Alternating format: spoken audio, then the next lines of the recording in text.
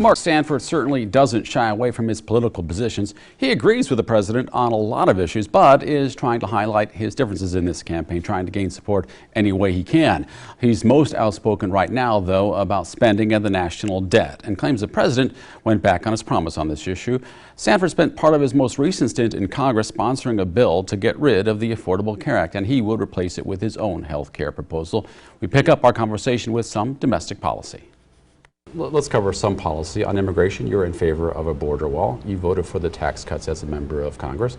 You co-sponsored a bill that would have repealed the Affordable Care Act. What argument can you make to Republicans that you're really that much different than the president on the big issues that got him elected? Well, what he said was, if you elect me, I'll eliminate the debt over the 8 years that I might be in office. That's what he promised. And that would be appealing to a lot of voters in the Quad City area and across the Midwest. I mean, they're grassroots, straight up people saying, let's not spend beyond our means.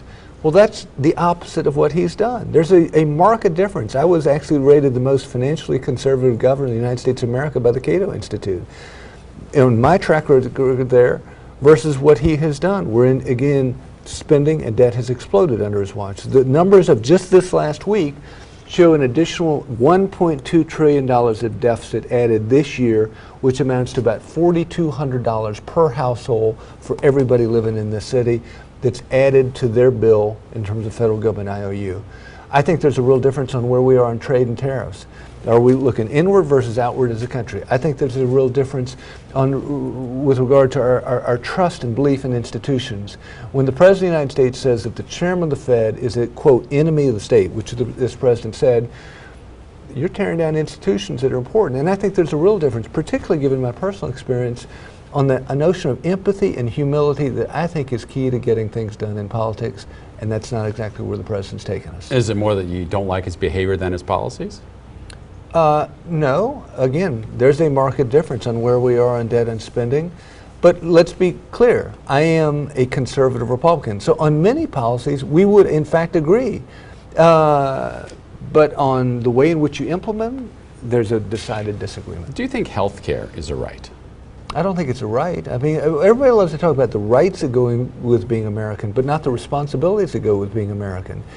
If it's a right, then there's an equal responsibility in terms of what we eat. I mean, I'm the worst on fast food, but there's a responsibility. So you have something in common with the president. Exactly right. There's a responsibility in terms of exercise, which I happen to have always been an exercise fiend. There's a responsibility in a whole host of things in what we put in our body. So you can't decouple them. And a lot of people say, well, I just want this right, but I can eat what I want. I don't have to exercise. Oh, I can be a couch potato. Well, if you're gonna say it's a right, then you say these other things are equal responsibilities that go with them, and people aren't saying that. Now, health care, though, is considered one of the biggest issues of the campaign when voters are polled. You voted for the Republican plan that would have repealed the Affordable Care Act after you voted against it. The Congressional Budget Office indicated that 22 million more Americans would have lost their health care under that plan. Why did you change your vote when you voted against it and then voted for it? Well, again, there were two different procedural votes. One was on the Senate side, one's the House side, and they end up different versions in that process. One's just trying to move the bill to the Senate side, right? But what I was the author of was the alternative to the Affordable Care Act when I was in Congress. And it did common sense. And I'll get to your plan. Okay, I'm just talking about the specific matter when you voted, you changed votes. Procedurally, you try and move a bill from the House to the Senate so you have a crack at seeing what they're going to come back with. Okay. So and oftentimes in the Senate, they add a lot of bells and whistles. They do, you don't on want both sides. side. That's what the conference committee is all about. Things get righted on, all that sort of thing. So the plan that you were sponsoring, you maintained would protect private insurance, offers more tax breaks to people who buy insurance, and you said would try to protect people with pre-existing conditions. Correct. And help people who have drastic increases in their premiums. Some people still wonder why to support the profit motive in health care overall. Why is that essential? Because I don't believe centralized planning out of Washington, D.C. Now, almost 2/3 of Americans support a public option, at least. How about you? We have a public option. It's called Medicare and Medicaid. But that's not available to everybody. You have to be a specific age to get Medicare. Right. And Medicaid is certainly of a by income barriers. Right. We're tying right back into the conversation we're just having about rights versus responsibility. So what people are saying is, let's go add to that. But look at the liabilities that exist with both Medicare and Medicaid and even Social Security right now.